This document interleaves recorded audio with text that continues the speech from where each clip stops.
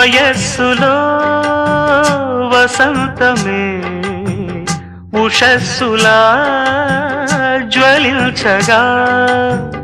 మనస్సులో నిరాశలే రచించలే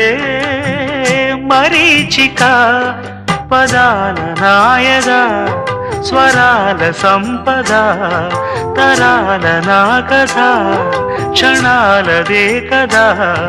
గతించిపోవు గాథ నేనని ఆమని పాడవే హాయిగా